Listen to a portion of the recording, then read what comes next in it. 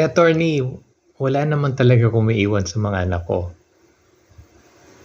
Yun, napagtapos ko sila, pero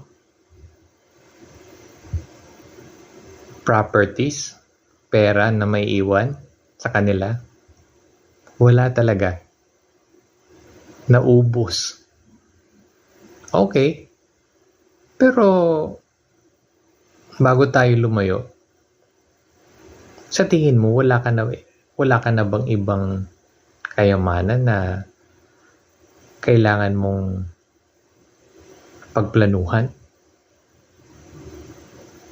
Sa tingin ko marami kang kayamanan na hindi ko alam kung hindi mo siya napapansin o kaya nababaliwala. Ano sa tingin mo?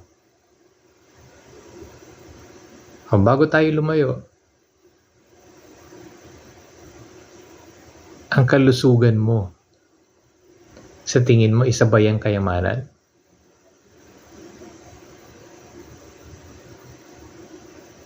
Halimbawa, wala ka talagang pera na ibibigay sa mga anak mo or maiiwan sa mga anak mo. Kaya properties, pero